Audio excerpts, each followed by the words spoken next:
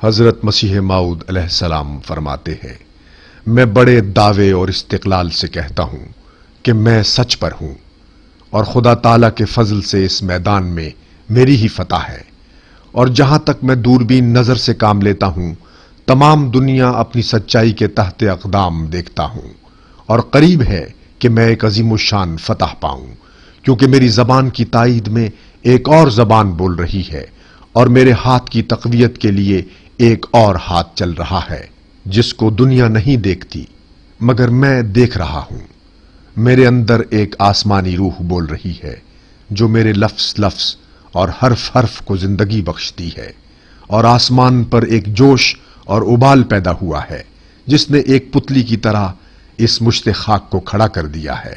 ہر یک وہ شخص جس پر توبہ کا دروازہ بند نہیں، ان قریب دیکھ لے گا کہ میں اپنی طرف سے نہیں ہوں۔ کیا وہ آنکھیں بینا ہیں جو صادق کو شناخت نہیں کر سکتی؟ کیا وہ بھی زندہ ہے جس کو اس آسمانی صدا کے احساس نہیں؟ ازالۂ اوہام، روحانی خزائن، جلد 3 صفحہ 403۔